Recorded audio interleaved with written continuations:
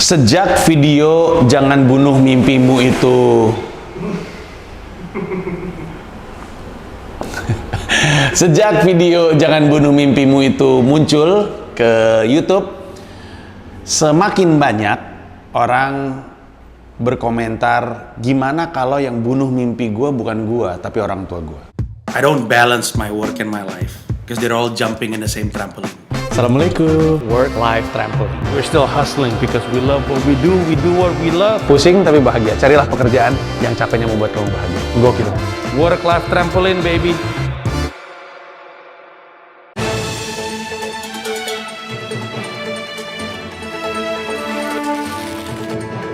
Cuman 5, lu tau gak sih nasi kotak tuh soal kayak yang dibagi-bagi gitu, kayak plastik-plastik gitu. Sekian bihun, nasi, sama tempe orek cuman 1, 2, 3, 4, 5. Cuman 5 gini doang deh. Sini, itu trompet kamu. Saya? Trompet punya siapa? Punya saya. Bisa main trompet gak? Belum pernah saya tiup. Orang lu tidur mulu di kelas. Gua tidur kan karena gua hafal. Siapa penemu bunuh Amerika Serikat? Orang Michael Jackson. Nah kan salah juga dia. Kemampuan logikanya buruk dan gak mampu berbahasa dengan baik. Gua menyebutnya dengan netizen. Dan membentuk identitas saya. Saya sekarang targetnya jadi kepala daerah. Cita-cita utama saya menjadi Presiden Republik Indonesia. Karena Bang Panji.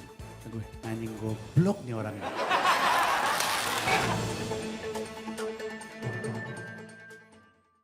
Kenapa gue bilang semakin banyak? Karena sebelum-sebelumnya di video Work-Life Trampoline lain ada juga pertanyaan-pertanyaan serupa. Tapi tambah banyaknya ketika video "Jangan Bunuh Mimpimu" itu muncul karena mereka merasa mimpi mereka dibunuh sama pihak lain, yaitu orang tua. Nah sekarang, gue pernah bilang di 0044 Weekly Vlog bahwa biasanya di kampus-kampus gue ditanya ini, walaupun ironisnya di kampus terkait nggak ditanya. Mungkin kalau lamaan dikit keluar pertanyaannya. Nah, gue putuskan gue bahas aja di YouTube biar semua orang tahu. Inilah jawaban untuk orang yang merasa mimpinya dibunuh orang tua. Bumper. Oh, Assalamualaikum, kan gitu. Bumpernya ada gitunya kan. Siapa yang pernah komentar tuh kayaknya satu-satunya video gue denger Bang Panji ngomong Assalamualaikum. Kesannya gue nggak islami gitu. Oke, harapan gue dari video ini adalah setelah gue bahas, lu tonton, lu bantu sebarkan, lu kasih lihat ke orang yang menurut lu perlu tahu, sehingga semua orang jadi tahu jawaban ini, sehingga ketika gue datang ke kampus pun pertanyaan itu nggak muncul lagi.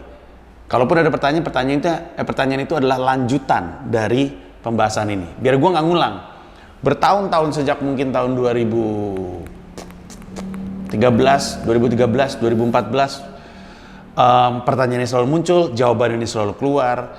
Sekarang gue taruh di YouTube, lu sebarin sehingga lu nonton, dan kalaupun ada rasa penasaran tambahan, berangkatnya lebih jauh lagi dari isu ini. Oke. Sekali lagi, ini adalah sesuatu yang selalu gue jawab kemanapun gue pergi. Terkait penanya yang bilang, gue tahu apa yang gue inginkan, gue tahu apa yang jadi cita-cita gue, tapi gue nggak dapat izin dari orang tua, terus gue mesti gimana? Pertama-tama, yang gue ingin sampaikan sama lo adalah, ketika orang tua lu melarang lu untuk mengejar cita-cita lu, besar kemungkinan adalah karena mereka ingin yang terbaik untuk lu. Emang ada juga kemungkinan lain, tapi gue rasa kecil. Mereka melarang karena mereka benci sama lu. Ada kemungkinan itu, tapi kecil. Itu kenapa ketawa Anda? Ketawa. Ketawa dia. Ada kemungkinan itu, tapi kecil. Itu kita kesampingkan dulu, kita bahas di video yang berbeda.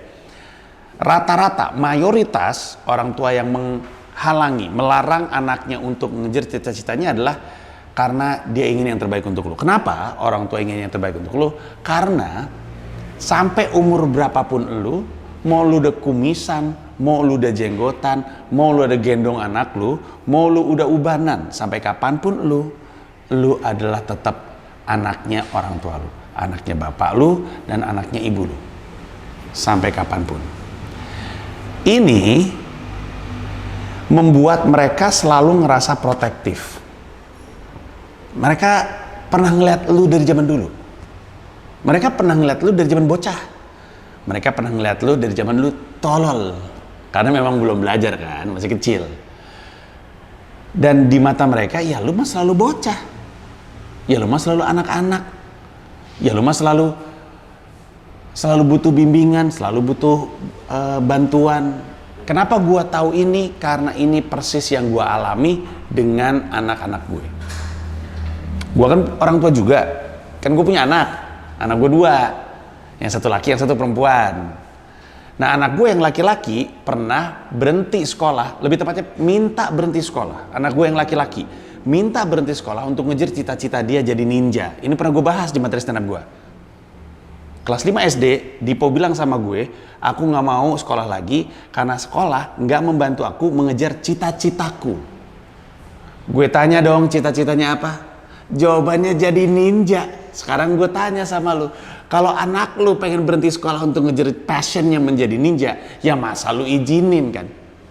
Ya enggak dong. Ya enggak kan? Gue bilang sama anak gue, memang itu kerjaan apa nak? Ninja itu bukan profesi, lu gak bisa hidup dari itu. Lu butuh ada uang untuk lu bisa hidup. Terus anak gue bilang, enggak kok, ninja dibayar. Dibayar apa? Dibayar untuk bunuh orang. Loh itu pembunuh bayaran namanya. Tak perlu jadi ninja. Gue sampai bilang sama dia, itu kerjaan gak ada BPJS ketenagakerjaan, gak ada uang pensiun. Reuni juga malu, teman-teman lu udah pakainya bagus-bagus, udah datang item-item pakai topeng. Nah, belakangan gue ngerti bahwa yang anak gue maksud adalah ninja, gamer, youtuber. Bener gak sih? Kalau gue nggak salah ya, jadi youtuber yang gamer juga si ninja ini. Rambutnya biru atau apa gitu, gue lupa, kayak Herman rambutnya si ninja ini. Nah tapi kejadian itu menggambarkan 2 hal. Pertama, insting gue melindungi anak gue. Bisa aja anak gue nih yang sekarang masih SMP, bisa aja ketika dia kuliah ada pembicara datang ke kampusnya, terus ketika tanya jawab anak gue berdiri dan ngomong sama pembicara, gimana ya, saya dilarang sama ayah saya waktu SD. Ayah saya melarang saya untuk mengejar passion saya pengen jadi ninja, saya dilarang. Bisa jadi Dipo ngomong kayak gitu, bisa jadi. Tapi gue ngelarang dia untuk putus sekolah karena gue pikir gue mesti ngelindungin dia dari kesalahan-kesalahan yang mungkin dia lakukan sendiri. Bukannya gue gak percaya sama kemampuan berpikir anak gue, tapi A, anak gue 5 SD, dan B, gue punya pengalaman yang cukup panjang untuk bisa ngelihat lebih jauh. Artinya usia gue yang saat itu mungkin 30-an akhir, itu ada aset berupa pengalaman dan pengamatan yang layak untuk dipertimbangkan anak gue juga. Bahwa gue lebih tua, itu layak dipertimbangkan sama anak gue. Masukan dari gue. Nah jadi ketika orang tua ngelarang, bisa jadi karena gue mencoba untuk melindungi lu dari kesalahan yang mungkin lu lakukan. Karena mungkin lu ngelihatnya deket. Kenapa lu ngelihatnya deket? Karena memang usia lu pendek, masih pendek. Usia lu yang makin pendek, yang pendek ini tidak membuat lu jadi bisa mikir panjang. Karena pengalaman hidup lu kurang banyak. Kalau lu mengalami banyak hal dalam hidup, itu membantu lu untuk melakukan penerawangan ke depan. Karena berdasarkan pengalaman. Nah karena pengalamannya nggak banyak, karena usianya masih muda, besar kemungkinan lu nggak bisa ngelihat terlalu jauh di depan. Belum tentu benar, tapi pertimbangkanlah usia, pengalaman, dan pengamatan gua. Jadi ketika lu dilarang sama orang tua, bisa jadi karena melindungi lu dari kesalahan yang mungkin lu lakukan. Yang kedua, bisa jadi orang tua menghalangi lu karena orang tua nggak ngerti sama dunia lu. Sebagaimana gua nggak ngerti bahwa ninja itu adalah YouTuber. Bisa jadi dong? Oke. Jadi yang mesti lu sadari adalah bahwa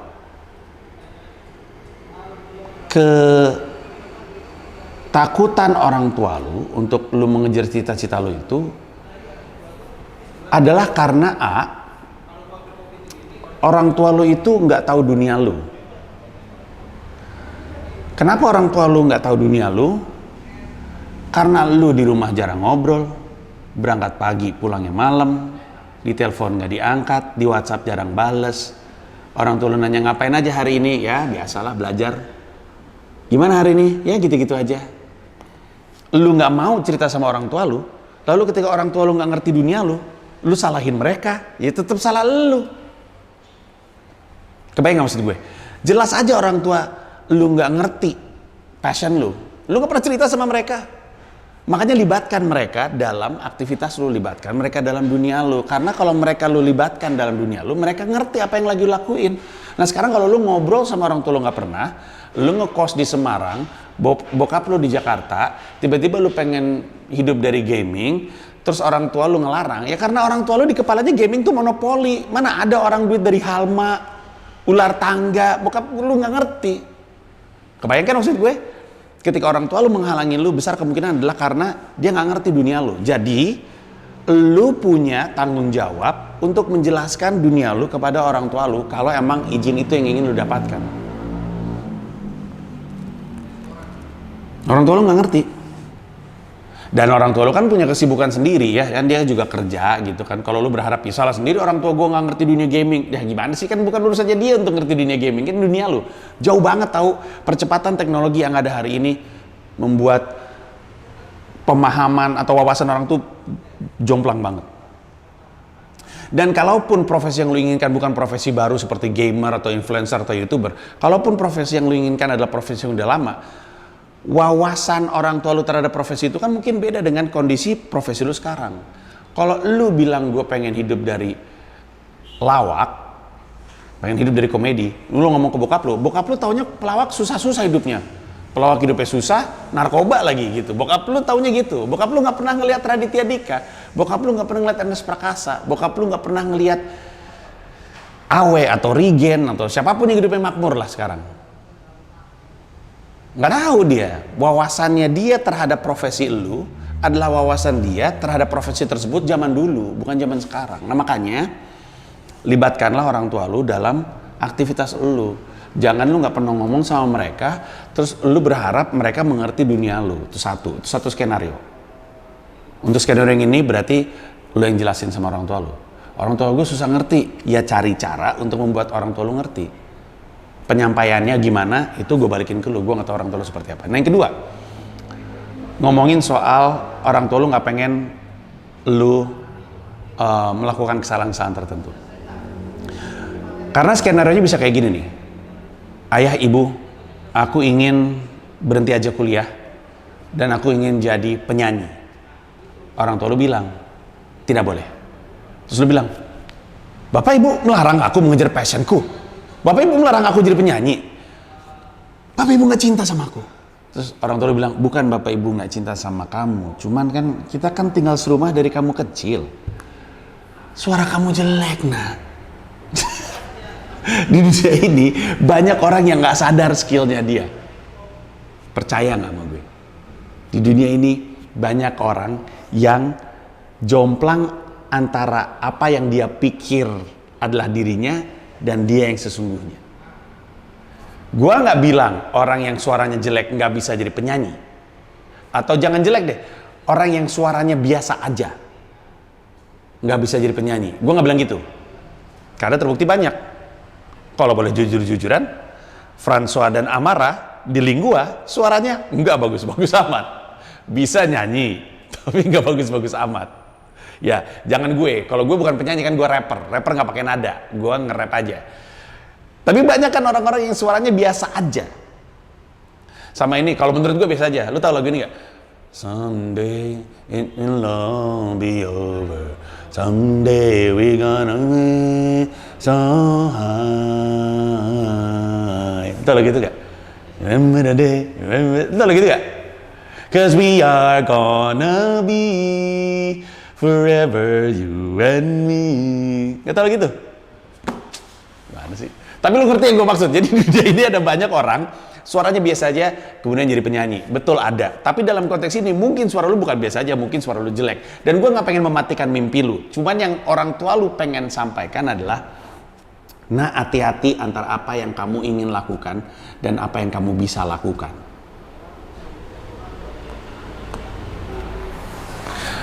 Sekali lagi ini kisah klasik yang sering gue ceritain. Ada orang bilang, bang gue bikin video YouTube tapi banyak haters bang.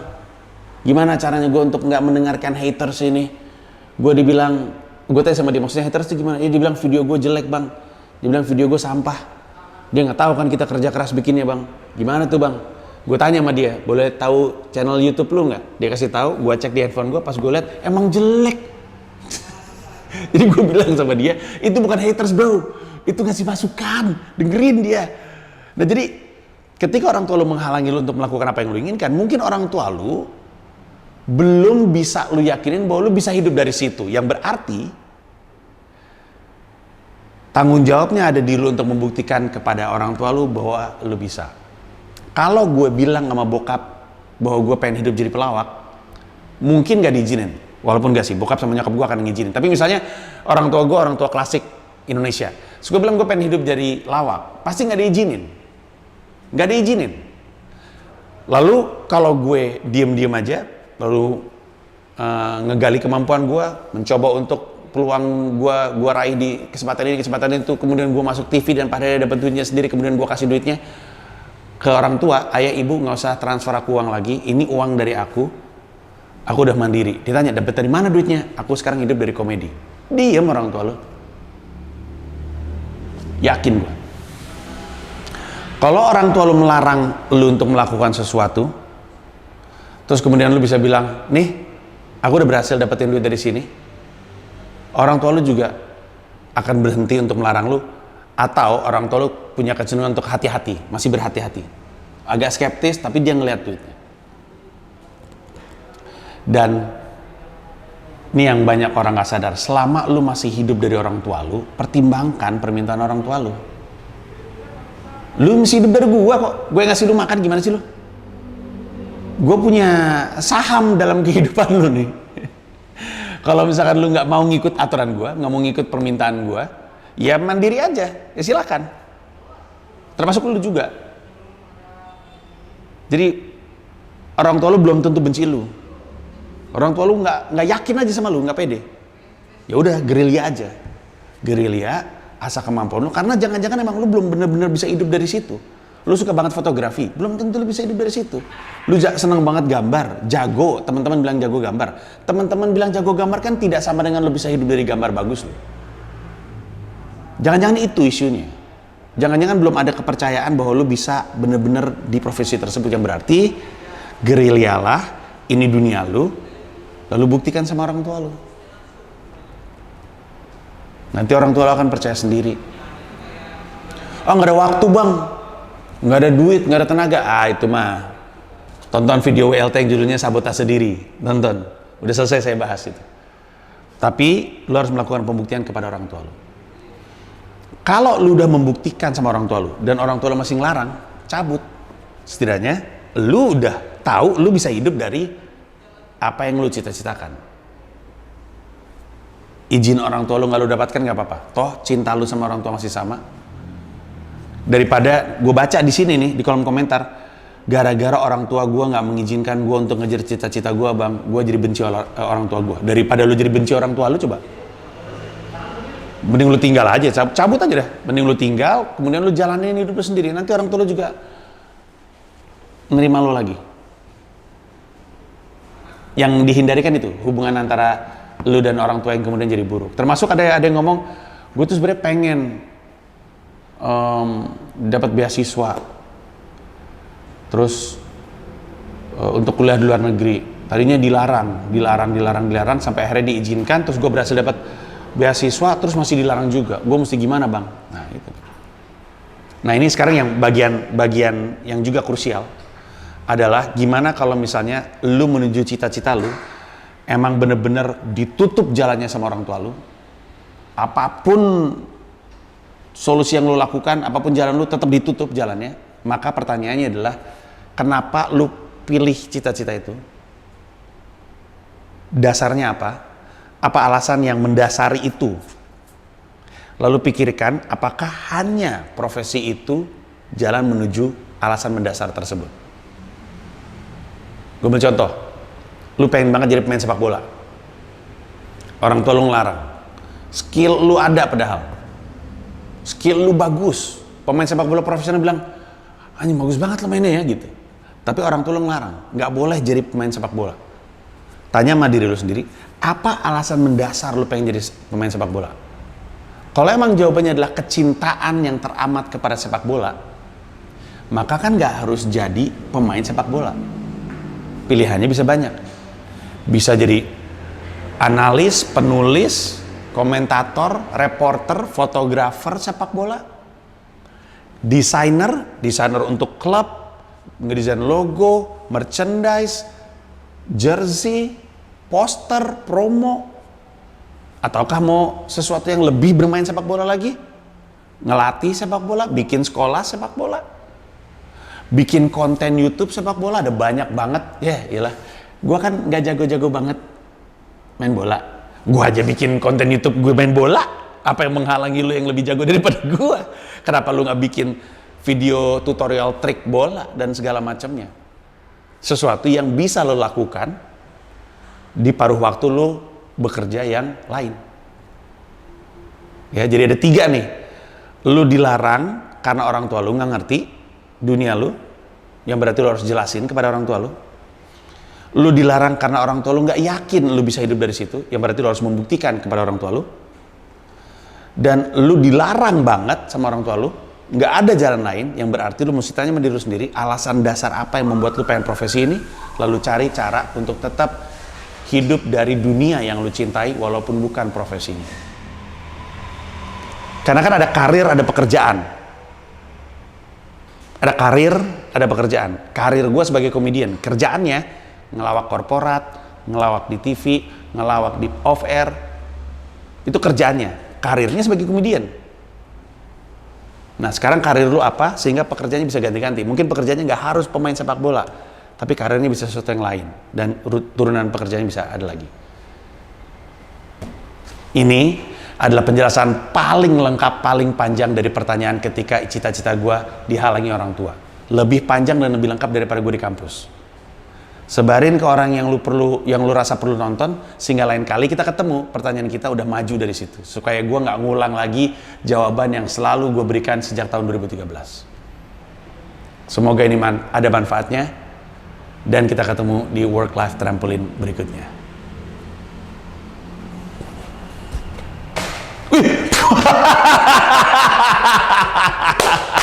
Terima kasih udah nonton video ini dan juga terima kasih udah subscribe kanal YouTube gua. Gua mau ngasih tahu bahwa gua membuka YouTube membership dan ada 3 jenis penawaran. Ada 1 paham Rp30.000, ada 1 rasa Rp125.000, ada 1 jiwa Rp1,5 juta. Masing-masing punya manfaat-manfaat tersendiri. Ada konten-konten khusus yang gue siapkan untuk para member. Kalau tertarik silahkan mampir ke home, klik join.